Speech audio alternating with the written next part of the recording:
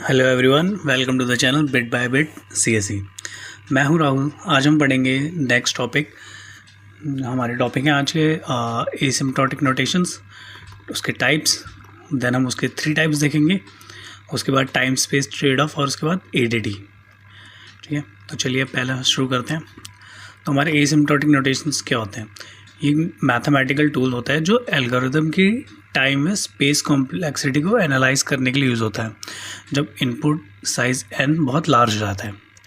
ये कांस्टेंट और lower order terms को इग्नोर कर देता है और सिर्फ ग्रोथ रेट पर फोकस करता है। अब हमें इसकी ज़रूरत क्यों है? आखिर एसिम्प्टोटिक एनालिसिस इतना इंपॉर्टेंट है क्यों? तो ये मशीन इंडिपेंडेंट होता है, सेम रिज़ल्ट हर कंप्यूटर पे दे देता है और डिफरेंट एल्गोरिदम्स को कंपेयर करने में हेल्प करता है। लार्ज इनपुट साइज़ के लिए परफॉर्मेंस प्रिडिक्ट करता है और वर्स्ट केस, बेस्ट केस और एवरेज केस एनालाइज करने में यूज़ होता है। उसके टाइप्स देख लेते हैं। मेनली 3 टाइप्स के होते हैं। पहला होता है big O, big omega, big theta. Big O को बिग ओ से, थीटा को थीटा की symbol and omega. Big O को अपर बाउंड एंड ओमेगा को लोअर बाउंड एंड थीटा को टाइट बाउंड भी बोलते हैं। ओके, तो बिग ओ के नोटेशन पे आते हैं। इसकी डेफिनेशन देखते हैं। बिग ओ नोटेशन एल्गोरिथम के रनिंग टाइम के अपर बाउंड बताता है। इन जो रनिंग टाइम का उसका अपर बाउंड होता है वो बताता है कि हमें बताता है कि इसका वर्स्ट केस में एल्गोरिथम मैक्सिमम कितना ले सकता है। यानी अगर कोई एल्गोरिथम चलेगा तो वो मैक्सिमम कितना टाइम लेगा उसको रन करने के लिए। और इसकी मैथमेटिकल डेफिनेशन समझते हैं कि एक फंक्शन है fn को हम बिग ओ gn कहा जाता है अगर कुछ कांस्टेंट c जो है ग्रेटर देन 0 और एनो एग्जिस्ट करते हों। ऐसे कि जैसे कि हमारा ये कोड है छोटा सा, हम समझते हैं fn जो है हमारा less than equals to c है और gn जो है हमारा वो for all n greater than n 0 है। इन सिंपल वर्ड एल्गोरिथम इससे ज़्यादा टाइम नहीं लेगा। एग्जाम्पल तो समझते अगर नहीं समझ में आया तो ये हमारा fn जो है हमने कोड लिया fn equals 3n² plus 5n plus 10। तो इसमें हम क्या करेंगे कि हम कांस्टेंट और लोअर टर्म को इग्नोर कर देंगे। कांस्टेंट हमारा 10 एंड लोअर टर्म जो हमारा ये 5n, हम इसको इग्नोर कर देंगे। तो हमारा जो इसका आंसर आएगा वो होगा बिग ओ n²। n² क्यों आएगा? क्योंकि हमारा n² जो है हमारा यहाँ पे एक हायर टर्म है। n की वैल्यू बढ़ सकती है, ग्रोथ रेट इसका बढ़ सकता है, बट 10 और छोटे टर्म्स ऑर्डर जो है 5n इनकी हमेशा लोअर रहेगी। तो प्रोग्राम का ग्रोथ रेट डिपेंड करता है n² पे कि हमारी n की वैल्यू कितनी होगी और फिर उसका स्क्वायर। ठीक है, दूसरा example for i equals 1 to n print i। Loop जो है n टाइम्स रन होता है और इसमें टाइम कम्प्लेक्सिटी कितनी आएगी? Big O n। That's it. हमारे डिपेंड करेगा n पे, क्योंकि ये लूप्स n टाइम इसलिए है क्योंकि जितनी हमारी n की वैल्यू रहेगी और उतना टाइम ये लूप चलेगा, चाहे वो 1 टाइम हो, 3 टाइम हो, 100 हो या 1000 हो। तो यही डिपेंड करता है कि n की वैल्यू कितनी है। एग्जाम्पल 3 ले लेते हैं नेस्टेड लूप की तरफ से। For i 1 to n, for j equals 1 to n print ij। तो टोटल ऑपरेशन कितने हैं इसमें? n यहाँ पे हमारे 2n हैं। ठीक है, हम इसको इंटू कर देंगे, n² हो जाएगा हमारा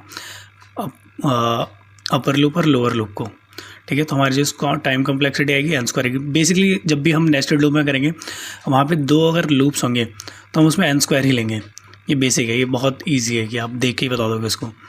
ठीक है, तो बिग ओ एल्गोरिथम की worst case time complexity represent करता है। ठीक है, अब आते हैं बिग ओमेगा पे। बिग ओमेगा नोटेशन एल्गोरिथम के रन टाइम का लोअर बाउंड बताता है। ये हमें बेस्ट केस में मिनिमम टाइम दिखाता है। ठीक है, तो इसका फंक्शन समझते हैं। डेफिनेशन मैथमेटिकल कि एक फंक्शन fn को हम ओमेगा gn कहा जाता है अगर कुछ कांस्टेंट c ग्रेटर 0 और n 0 एग्जिस्ट करते हुए। जैसे कि fn हमारा जो है greater equals to c and gn n for all n is greater n। ठीक है, एल्गोरिथम कम से कम इतने टाइम तो लेगा ही लेगा। इसका एग्जांपल है हमारा fn equals 3n² plus 5n। Same code है अबव जो हमारा था। तो इसमें क्या है, मिनिमम ग्रोथ टर्म्स जो है वो n² ही है। ठीक है, जो जितनी भी ग्रोथ होगी वो डिपेंड करेगी n² पे मिनिमम। तो वो इसीलिए हमारा ये क्या है, ओमेगा n²। सेकंड एग्जांपल ले लेते हैं लीनियर सर्च का। Best case element first position पर मिल जाता है लीनियर सर्च में, तो कंपैरिजन आती है इक्वल्स 1 और टाइम कॉम्प्लेक्सिटी कितनी रहेगी, omega 1, that's it. Omega algorithm की best case time complexity represent करता है। अब आते हैं बिग थीटा पे। तो बिग थीटा नोटेशन जो है ये एल्गोरिथम का टाइट बाउंड बताता है। ये अपर और लोअर दोनों को डिफाइन करता है बेसिकली, दोनों बाउंड्स को। तो इसका मैथमेटिकली टर्म समझ लेते हैं। अब फंक्शन जो है एफ एन को, अब इसकी मैथमेटिकल डेफिनेशन समझते हैं। एक फंक्शन है एफ एन को थीटा जी एन कहा जाता है अगर कुछ कांस्टेंट C1 C2 ग्रेटर 0 हो और n 0 एग्जिस्ट करते हो, जैसे कि C1 GN less than equals to F N less than equals to C2 GN for all n greater than equals to n0। Algorithm exactly इसी रेट से grow करेगा, ठीक है। तो ये एग्जांपल देख लेते हैं। F N equals to 4n² plus 2n plus 7। तो अपर और लोअर बाउंड दोनों n² है इसमें, वो डिपेंड करेगा n² की वैल्यू पे, n की वैल्यू पे आई मीन। तो इसका आंसर आएगा थीटा n², ठीक है। एग्जाम्पल दूसरा ले लेते हैं। i equals 1 to n print i। तो बेस्ट केस क्या है इसका, n ऑपरेशंस पे डिपेंड करेगा। वर्स्ट केस क्या है इसका, वो भी n ऑपरेशन पे डिपेंड करेगा, ठीक है। तो इसका आ गया थीटा n, ठीक है। तो बिग थीटा जो है एल्गोरिथम की एग्जैक्टली टाइम कॉम्प्लेक्सिटी बताता है, ठीक है। अब इसका कंपैरिजन टेबल देख लेते हैं नोटेशंस का। बिग ओ का मतलब होता है अपर बाउंड जो कि एक वर्स्ट केस होता है। बिग ओमेगा मतलब लोअर बाउंड जो कि एक बेस्ट केस होगा, और बिग थीटा यानी कि टाइट बाउंड जो कि एक एग्जैक्ट केस होगा, ओके। तो एसिम्प्टोटिक नोटेशन एल्गोरिथम की एफिशिएंसी एनालाइज करने के लिए यूज़ होते हैं। Big O worst case, big omega best case और big theta exact time complexity बताता है, ठीक है। तो अब आते हैं टाइम स्पेस ट्रेड ऑफ पे।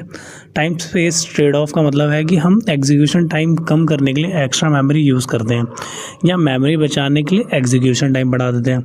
तो सिंपल वर्ड्स में अगर फास्ट एल्गोरिथम चाहिए तो ज़्यादा मेमोरी, और कम मेमोरी अगर हम यूज़ करेंगे तो स्लो एल्गोरिथम रहेगा।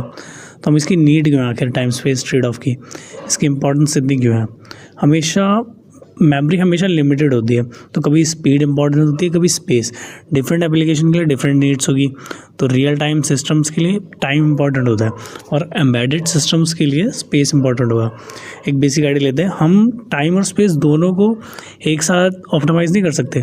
अगर टाइम इंप्रूव करेंगे तो स्पेस ज़्यादा लगेगी, और अगर स्पेस कम करेंगे तो टाइम ज़्यादा लगेगा।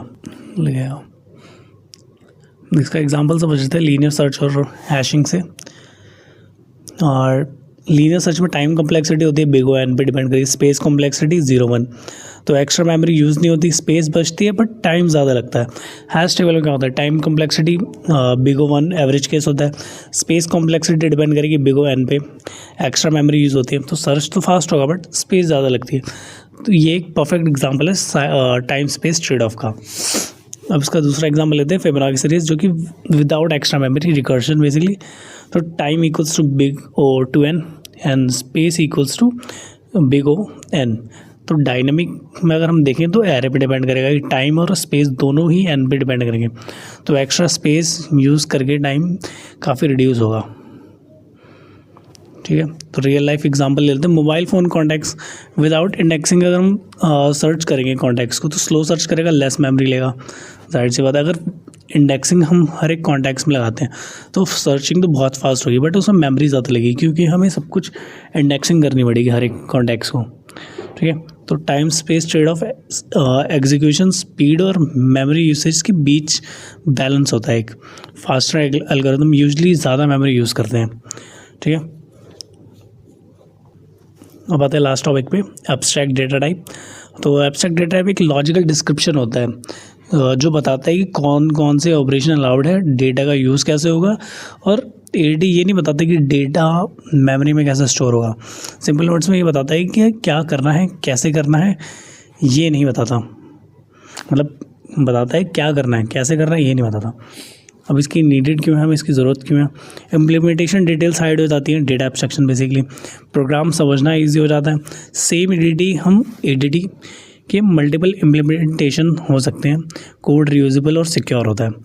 इसकी कैरेक्टरिस्टिक डेटा प्लस ऑपरेशन का कॉम्बिनेशन, इम्प्लीमेंटेशन इंडिपेंडेंट होता है, बिहेवियर पर फोकस करता है, स्टोरेज पर नहीं, ठीक है। तो इसका एग्जांपल स्टैक में होता है AD operation, push, pop, peek, empty. क्या आपको पता ही होगा कि एरे का या लिंक्ड लिस्ट दोनों से इम्प्लीमेंट किया जा सकता है, ठीक है। क्यू में भी यही होता है, क्यू डी क्यू फ्रंट करना, उसको एम्प्टी करना, ठीक है। तो इसका एक डेटा स्ट्रक्चर और एडीडी के बीच में डिफरेंस समझ लेते हैं।